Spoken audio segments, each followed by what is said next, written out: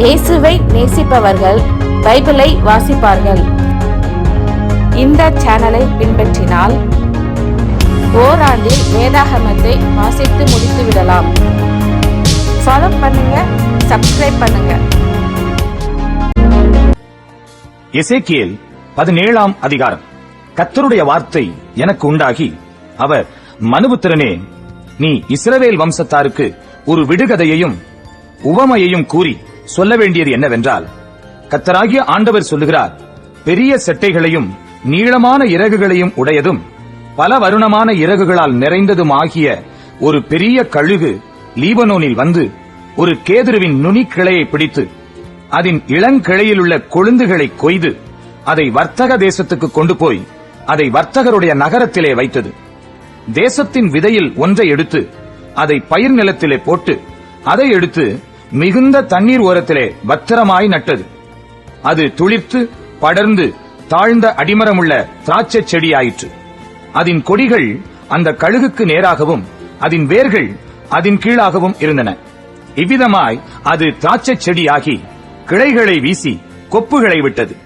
அன்றியும் பெரிய செட்டைகளையும் திரளான இறகுகளையும் உடைய வேறொரு பெரிய கழுகு இருந்தது. இதோ, அது தன் நடவாகிய பாத்திகளிலிருந்து அதற்கு தண்ணீர் பாய்ச்சும்படி இந்த திராட்சை செடி அதற்கு நேராக தன் வேர்களை விட்டு அதற்கு நேராக தன் கொடிகளை வீசினது. கொப்புகளை விடுகிறதற்கும் கனியை தருகிறதற்கும் மகிமையான திராட்சை செடியாகிறதற்கும் இது மிகுந்த தண்ணீர்களின் ஓரமாகிய நல்ல நிலத்தில் நடப்பட்டிருந்தது. இது செழிக்குமா? இது பட்டு போகத்தக்கதாய் ஒருவன் இதன் வேர்களை பிடுங்காமலும் இதன் கனியை வெட்டாமலும் இருப்பானோ? துளிர்த்த எல்லா இலைகளோடும் இது பட்டு போகும். இதை வேரோடே பிடுங்கும்படி ஒருவன் பலத்த புயத்தோடும் திரண்ட ஜனத்தோடும் வர தேவையில்லை. இதோ, நடப்பட்ட இது செழிப்பாயிருக்குமோ? கொண்டல் காற்று இதன் பேரில் படும்போது இது வாடி உலர்ந்து போகாதோ? இது நடப்பட்ட பாத்திகளிலே வாடிப்போம் என்று கர்த்தராகிய ஆண்டவர் உரைக்கிறார் என்று சொல் என்றார். பின்பு கர்த்தருடைய வார்த்தை எனக்கு உண்டாகி, அவர், இப்போதும் இவைகளின் தாற்பயம் தெரியுமா என்று நீ கலக வீட்டாரை கேட்டு சொல்ல வேண்டியது என்னவென்றால், இதோ, பாபிலோன் ராஜா எருசலேமுக்கு வந்து அதன் ராஜாவையும் அதன் பிரபுக்களையும் பிடித்து அவர்களை தன்னிடமாக பாபிலோனுக்கு கொண்டு போகும்போது அவன் ராஜவம்சத்திலே ஒருவனை தெரிந்தெடுத்து அவனோட உடன்படிக்கை பண்ணி ராஜ்யம் தன்னை உயர்த்தாமல் தாழ்ந்திருக்கும்படிக்கும் தன் உடன்படிக்கையை அவன் கைக்கொள்ளுகிறதுனால் அது நிலை நிற்கும்படிக்கும் அவனை ஆணை பிரமாணத்துக்கு உட்படுத்தி தேசத்தில் பலசாலிகளை பிடித்துக் கொண்டு போனானே, இவன் அவனுக்கு விரோதமாய் கலகம் செய்து தனக்கு குதிரைகளையும் அநேகம் ஆட்களையும் அனுப்ப வேண்டும் என்று தன் ஸ்தானாபதிகளை எகிப்துக்கு அனுப்பினான். இப்படிப்பட்டவனுக்கு வாய்க்குமோ? இப்படி செய்கிறவன் தப்பித்துக் கொள்வானோ? உடன்படிக்கையை முறித்தவன் தப்பித்துக் கொள்வானோ? தன்னை ராஜாவாக ஏற்படுத்திய ராஜாவினுடைய ஆணையை அசட்டை பண்ணி அவனுடைய உடன்படிக்கையை முறித்து போட்டவன் அந்த ராஜாவினுடைய ஸ்தானமாகிய பாபிலோன் நடுவிலே அவனண்டையில் இருந்து மரணமடைவான் என்று என் ஜீவனை கொண்டு சொல்லுகிறேன் என்று கர்த்தராகிய ஆண்டவர் சொல்லுகிறார்.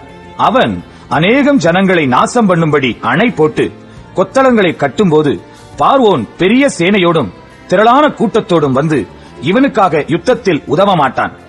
இதோ, இவன் கையடித்துக் கொடுத்திருந்தும் உடன்படிக்கையை முறித்து போட்டு ஆணையை அசட்டை பண்ணினான். இப்படியெல்லாம் செய்தவன் தப்புவதில்லை.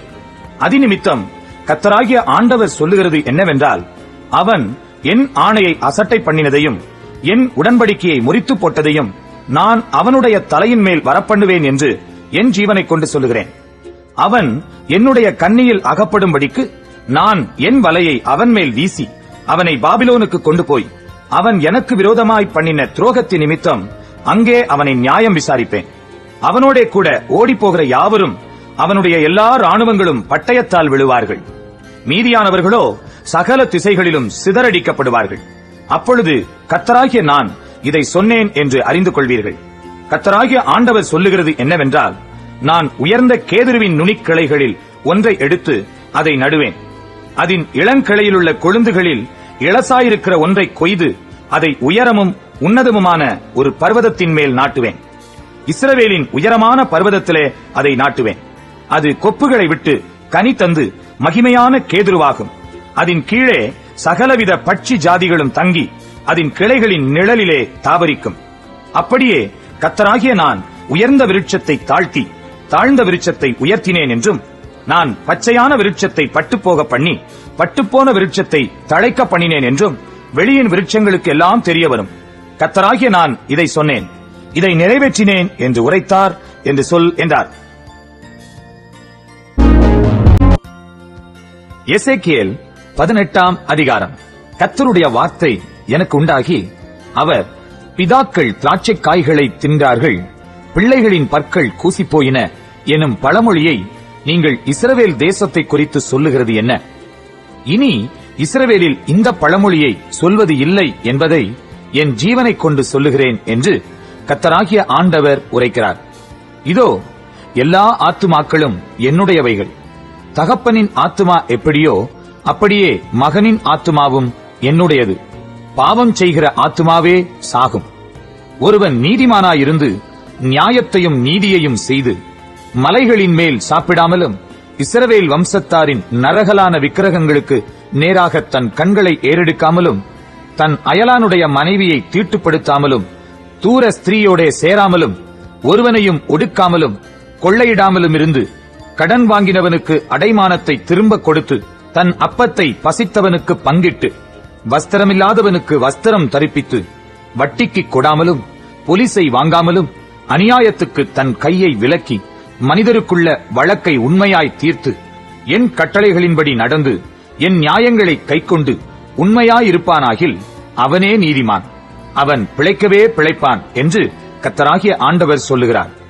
ஆனாலும் அவனுக்கு ஒரு குமாரன் பிறந்து அவன் கள்ளனும் இரத்தஞ்சிந்துகிறவனும் மேற்சொல்லிய கடமைகளின்படி நடவாமல் இவைகளில் ஒன்றுக்கொப்பானதை செய்கிறவனுமாயிருந்து மலைகளின் மேல் சாப்பிட்டு தன் அயலானுடைய மனைவியை தீட்டுப்படுத்தி சிறுமையும் எளிமையுமானவனை ஒடுக்கி கொள்ளைக்காரனாயிருந்து அடைமானத்தை திரும்பக் கொடாமல் நரகலான விக்கிரகங்களுக்கு நேராக தன் கண்களை ஏறெடுத்து அருவருப்பானதை செய்து வட்டிக்கு கொடுத்து பொலிசை வாங்கினால் அவன் பிழைப்பானோ? அவன் பிழைப்பதில்லை. இந்த எல்லா அருவருப்புகளையும் செய்தானே, அவன் சாகவே சாவான். அவன் இரத்தப்பழி அவன் மேல் இருக்கும். பின்னும் இதோ, அவனுக்கு ஒரு குமாரன் பிறந்து அவன் தன் தகப்பன் செய்த எல்லா பாவங்களையும் கண்டு தான் அவைகளின்படி செய்யாதபடிக்கு எச்சரிக்கையாயிருந்து மலைகளின் மேல் சாப்பிடாமலும் இஸ்ரவேல் வம்சத்தாரின் நரகலான விக்கிரகங்களுக்கு நேராக தன் கண்களை ஏறெடுக்காமலும் தன் அயலானுடைய மனைவியை தீட்டுப்படுத்தாமலும் ஒருவனையும் ஒடுக்காமலும் அடைமானத்தை வைத்துக் கொண்டிராமலும் கொள்ளையிடாமலும் தன் அப்பத்தை பசித்தவனுக்கு பங்கிட்டு வஸ்திரமில்லாதவனுக்கு வஸ்திரம் தரிப்பித்து சிறுமையானவனுக்கு நோவுண்டாக்காதபடி தன் கையை விலக்கி வட்டியும் பொலிசையும் வாங்காமலிருந்து என் நியாயங்களின்படி செய்து என் கட்டளைகளில் நடந்தால் அவன் தன் தகப்பனுடைய அக்கிரமத்தின் நிமித்தம் சாகாமல் பிழைக்கவே பிழைப்பான். அவன் தகப்பனோவென்றால் கொடுமை செய்து சகோதரனை கொள்ளையிட்டு தகாததை தன் ஜனங்களின் நடுவிலே செய்தபடியினால் இதோ, அவன் தன் அக்கிரமத்திலே சாவான். இதப்படி குமாரன் தகப்பனுடைய அக்கிரமத்தை சுமக்கிறதில்லையா என்று நீங்கள் கேட்டால், குமாரன் நியாயத்தையும் நீதியையும் செய்து என் கட்டளைகளை கைக்கொண்டு அவைகளின்படி செய்ததினால் அவன் பிழைக்கவே பிழைப்பான். பாவம் செய்கிற ஆத்துமாவே சாகும். குமாரன் தகப்பனுடைய அக்கிரமத்தை சுமப்பதுமில்லை, தகப்பன் குமாரனுடைய அக்கிரமத்தை சுமப்பதுமில்லை. நீதிமானுடைய நீதி அவன் மேல்தான் இருக்கும், துன்மார்க்கனுடைய துன்மார்க்கமும் அவன் மேல்தான் இருக்கும்.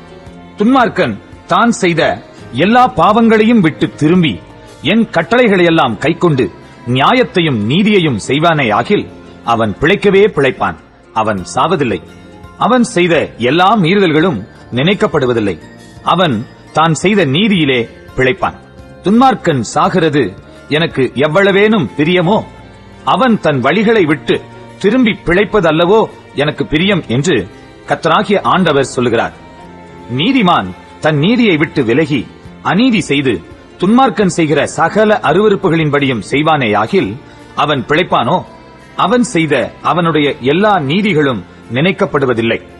அவன் செய்த தன் துரோகத்திலேயும் அவன் செய்த தன் பாவத்திலேயும் சாவான். நீங்களோ ஆண்டவருடைய வழி செம்மையாயிருக்கவில்லை என்கிறீர்கள். இஸ்ரவேல் வம்சத்தாரே கேளுங்கள், என் வழி செம்மையாயிராதோ? உங்கள் வழிகள் அல்லவோ செம்மை அல்லாததாயிருக்கிறது.